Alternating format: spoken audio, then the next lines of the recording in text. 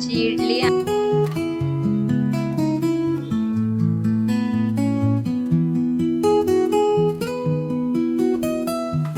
Hello, हाय, नमस्कार. कशा आहात सगळे? आशा करते मजेतच असाल.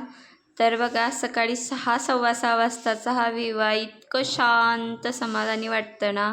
आणि सकाळी खाली आल्या आल्या मस्त गणपतीचं दर्शन होतं. सकाळी आरवला सोडायला निघाले होते. 6, सव्वा 6 वाजता त्याची बस येते, त्यामुळे सकाळीच निघावं लागतं. ॲक्च्युली त्याच्या स्कूलचा टायमिंग हा 7:30चा आहे, पण स्कूल लांब असल्यामुळे बस लगेच येते. त्याला सोडलं आणि घरी यायला निघाले. आणि मला घरी जाऊन पटकन आवरायचं होतं, कारण आज फर्स्ट टीचर्स पॅरेंट्स मीटिंग होती. तर घरी येऊन बघते तर वेदा निवांत झोपली होती. म्हटलं हिचं उठेपर्यंत आपण आपलं सर्व बेसिक आहे ते आवरून घेऊया आणि नंतर तिला उठवूया. म्हणून मग निवांत गरम पाणी करून गॅलरीत येऊन बसले. असं मी आता जेव्हापासून आरवची स्कूल चालू झाली तेव्हापासून नेहमीच करते आहे. म्हणजे गरम पाणी तर मी 6 महिने झाले पिते आहे, पण असं निवांत बसून स्वतःसाठी वेळ काढणं पण तेवढंच महत्त्वाचं आहे. सकाळी 5ला उठल्यावर भरपूर गडबड असते, म्हणून आधी त्याचं सर्व आवरून देते, त्याला सोडते आणि नंतर मग निवांत अशी गरम पाणी पीत बसते. मला या पाण्याने भरपूर फायदा झाला आहे गरम पाणी पिण्याचा. म्हणजे पोट वगैरे रोजच्या रोज छान साफ होतं. तर तुम्ही पण पीत नसाल तर नक्की ट्राय करा. आणि आता एवढी सवय झाली की गरम पाणी पिलं नाही तर चुकल्यासारखं वाटतं, आणि गार पाणी तर पिलंच जात नाही सकाळी सकाळी.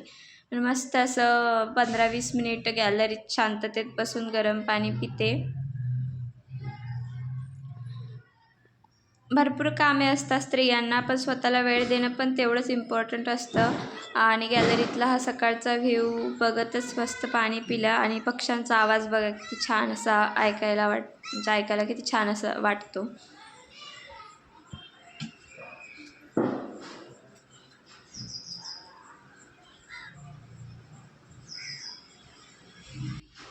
पाणी वगैरे पिले आणि माझं आवरून घेतलं, म्हणजे अंघोळ वगैरे केली आणि लगेच तयारी करायला बसले.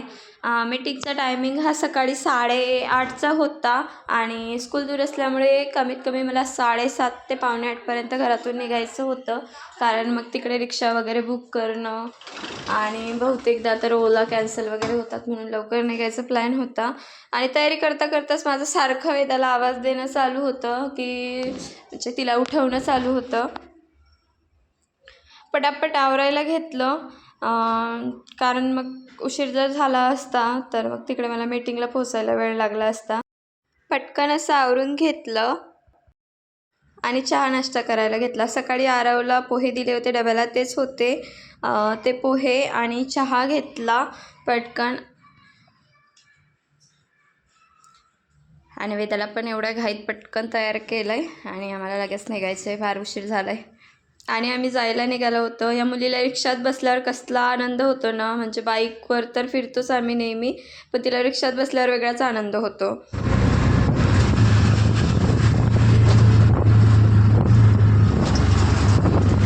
आणि मीटिंग वगैरे झाले, मी बाहेर येऊन रिक्षाची वाट बघत होते, तरीच बघा तिथेच डान्स करणं चालू होतं. आले आणि सोबतच मस्त पार्सल इडलीसुद्धा घेऊन आले. वेदाला भूक लागली असेल म्हणून.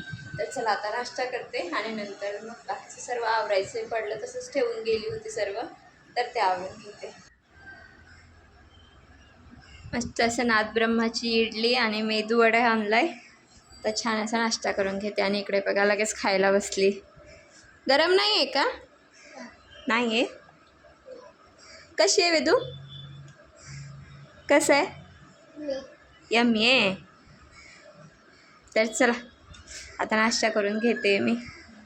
आणि 1-2 वर्षाच्या मुलांनी स्वतःच्या हाताने खाणं म्हणजे एक आईसाठी किती सुखाची गोष्ट आहे.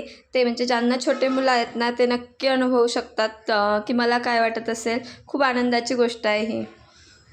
छान अशी झोप घेतली, नाश्ता वगैरे झाला, कामं आवरले आणि झोप घेतली. बाकीचं काही शेअरच केलं नाही तुमच्याशी, माझं फेस बघू शकता. मला बिलकुल सवय नाही एवढं सकाळी उठायची, आणि आरवच्या शाळेवर आता उठावं लागतं, भरपूर त्रास होतो. सवय होईपर्यंत होईल त्रास. मी मस्त फ्रेश झाले आणि चहा घेतला संध्याकाळचा. तर पुढे जे क्लिप ॲड केली आहे ही मी 2 दिवसाच्या आधीची क्लिप आहे. आधीच्या रूममध्ये आम्हाला कधी कर्टन वगैरे लावायची गरज पडली नाही. पण आता इथं आल्यावर काचेचे डोर असल्यामुळे कर्टन पाहिजे होते, त्यासाठीच मी ते Meeshoवरून मागवलं होतं. ते पार्सल आलं तर म्हटलं चला तुमच्याशी पण शेअर करते कसं आलं तर. पण चूक माझी अशी झाली की मला असं वाटलं की ते 2 क्वांटिटी आहे, पण ते सिंगल क्वांटिटीच आली. म्हणजे मी चेकच केलं नाही किती क्वांटिटी आहे तर.